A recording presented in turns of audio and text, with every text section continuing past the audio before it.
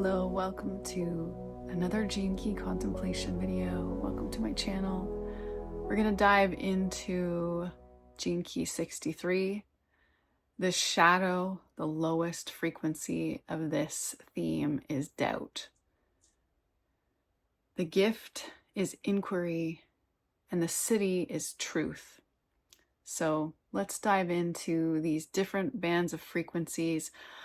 The city always being the highest expression and representing this embodiment of truth. All of the cities are a flavor of truth, which is our interconnectedness, of our oneness. And in the shadow, we forget this and we play into all different sorts of victim patterns and divisiveness. And this, of course, is the human journey who has not experienced doubt at times. And so let's dive into it. So as Richard Rudd says, the dilemma with this shadow is the logical mind. It's logic. And it's not to make logic the bad guy, because logic can be beautiful. And when it's not self-serving or with its own agendas, as self-serving is, it can actually, at the gift level of inquiry, help us to open our heart. So logical systems of thought is how we have all been conditioned. So as with all of the journeys through all of the gene keys, this is really about an unlearning and healing. And we have been so conditioned to believe that the logical mind, the left brain, is the dominant, and it is the way that we need to make decisions. We talk about this in all of the Gene Key contemplations. And the challenge is that our whole society and all of our systems have been based off of this more left brain, yang, dominant side of things. And we are beginning to see truth revealed as more people open their hearts and step away from this sort of dogma of the left brain, of the logic being the king of the castle. And this idea that yin, the female, serves yang, the male, when really the true nature, the truth of how the whole system that is this interconnected web of life is that the yang should serve the yin. The male, the masculine aspects should serve the yin. So as Richard Rudd says here, truth can only emerge after our mind has done its business. In other words, once logic realizes that it is futile and that it will never be satisfied to have the one truth of all the answers, then only truth can be revealed. And it's not words. Truth is beyond words. It's an experience. But when we're in doubt and we are stuck in that logical mind looking for an answer, and we can spin and spin, and who hasn't been there? We lower our frequency. We get stuck in the shadow frequency, and we actually perpetuate the lower density, the lower frequency of fear. And we literally cannot get the answers that might just be a snap of a finger away. But because we're in that lower frequency, we just cannot access it. We're out of the state of inquiry. We're out of the gift state of having an open mind and an open heart. And all we will see is doubt, and we can spiral down and down and down. And I love what Richard Rudd points out, like, why is it that, what is with the left brain that has caused all this havoc and this fear in our society? And as he says here, the left brain is highly suspicious of its counterpart, of the right brain. And so we have that natural divisive potential that we are born with. And the left brain, the logic, is always divisive. It's always got to have a right way or a wrong way. Yeah, the left brain needs an answer to the doubt. And that inherently makes it divided.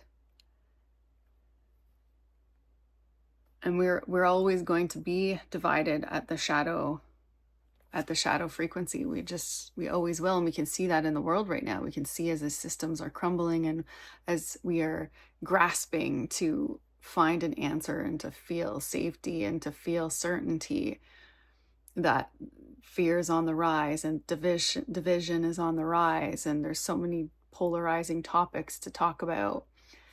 And we all feel like we need to be participating in these systems that are dying, when really, I think more and more people are realizing that the deeper truth is only in here and not out there. And that's when we're done with the mind, is that we've gone in to the source of our own doubts, and we've stopped projecting everything on the world out there, and we've seen it all as a mirror for what's going on in here. And we only experience truth. Again, it's not something that we can read about. And I love that Richard Rudd shares like the Tao Te Ching, which is a big part of his teaching, and very much a lot of the wisdom is woven into the gene keys. And that book starts off by saying the Tao that can be spoken of isn't the real Tao. And that speaking to that truth is something that only we can experience.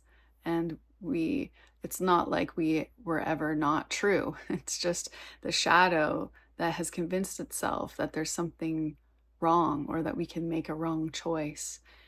And the gift of inquiry is like all of the gene keys, is when we start to get into creativity and we're starting to tap into our heart. And the very nature of inquiry is to realize that ultimately life is a mystery, and that truth is not something that we can ever grasp and pin down. And we naturally have an open mind, and we're asking questions. And that inquiry, that seeking is part of our creativity and part of our expression, and part of the unraveling of all of the non-truths, or the things that we thought were true that actually kept us trapped in a kind of dogma, and or a cynical way. As he says, like, there's many skeptics that are actually cynics, because they've locked down their truth as the only truth. And then therefore they're not actually experiencing the real truth. This is a funny thing to talk about. And many years ago, my partner and I, when we were founding, when we started Flow Network, and it was just sort of at the beginning of the lockdowns, we were talking, this is the death of truth and the rise of trust. The death of truth being there is no one truth. There is no one truth out there that we can say, this is it. And it's about trusting our own inner truth, our own subjective truth. And it's so upside down. Like, we've been living as the yin serving the yang, and that will never work. The systems were meant to come down, because the natural world is such that the yang serves the yin. The something comes from nothing, from the void. And the right brain, the yin quality, is inherently holistic. It gets that life is a mystery. It gets that intuition is the way of navigating our path, the Tao. I'll leave it there. I'd love to hear your thoughts on this. Have you found yourself stuck in doubt? And what are your go-tos to let go of the mind and stop the wheels spinning in the doubt, so that you can step into that space of inquiry and have the heart open and be receptive to the mystery revealing some magic to you?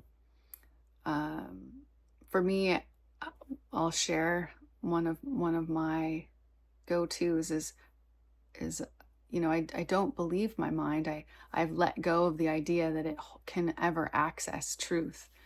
And when it goes into its spin, I give it permission to do that. I used to resist it. I used to say, come on, I'm just going to meditate. I'm going to block it out. I'm going to even judge the fact that my mind is spinning.